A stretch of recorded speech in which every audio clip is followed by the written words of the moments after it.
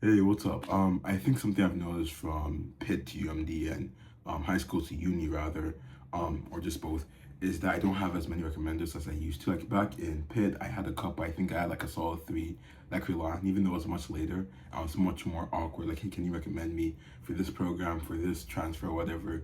I did feel relatively comfortable doing so because the relationship was there, where we just knew each other outside of the classroom, even if it was a bit. And even in high school, I had a lot of people I think I could trust, even though there's always like going to be that awkwardness of asking for recommendation. I had a lot of people who I could ask for that. But UMD, I don't necessarily have people. I think it largely it's because the student I was at Pitt and earlier is much different than the student I am now. I have big stuff that I'm working on individually, so that my relationship with my classes, I don't want to say it's been detrimental to my relationship there or to my work there, but I do think my relationship isn't as strong where it's like, oh, you know my face from 100 others. I also think it's another thing. I think with UMD, in terms of the STEM classes, they're just much bigger.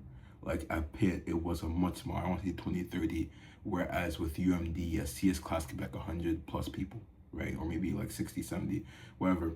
But then I think it's much harder to have that one-on-one relationship, even though like in terms of participation, I don't think there's ever gonna be a time where I have low participation. But I think outside of the classroom, I don't know if any teacher would like necessarily recognize my face. Um, I think that's a really biting my butt. I can't speak. I think this is really coming to bite me in the butt now because I got into CVPR, thank God. So now I'm trying to figure out how can I fund the trip without having to pay for my wallet.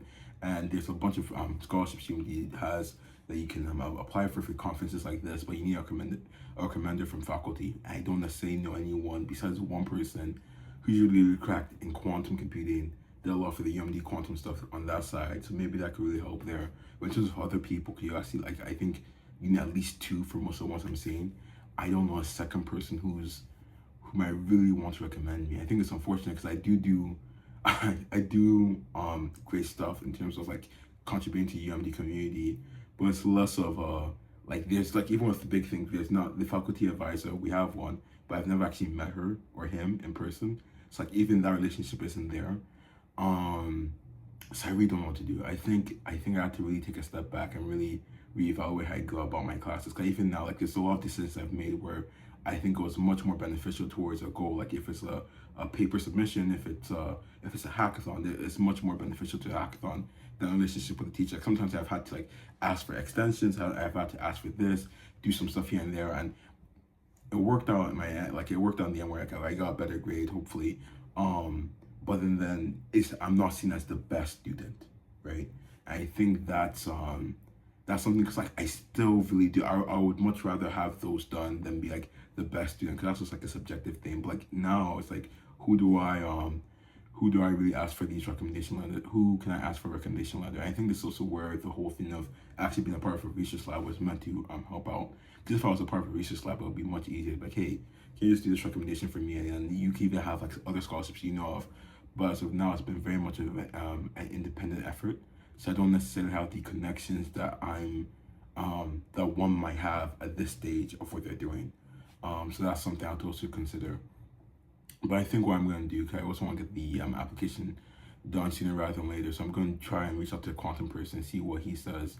I think he should be willing. He did the recommendation for me a while back for another quantum program. So I'm going to ask him, and then I'm going to. For a second, I really don't know. I don't like with my CS classes. I don't know if either of my CS profs would recommend me, but I can try and wiggle around. I know some people who work at UMD who could recommend me, but they're not necessarily faculty. They're faculty, but not necessarily professors. I don't think they have to be professors. So I might see what the wiggle room there is. But you know, I think all in all, I do have to improve that relationship outside of the classroom because it does come into play and stuff like this. Even though like it may in the short term, I'm like okay, you get the A in the class and that's all you have to do. In the long term, it does come to bite me in the butt when I do need that help from faculty. So I have to start thinking about that more as I make decisions. But yeah, we'll see. Besides that, though, I have nothing else to say. So have a great day.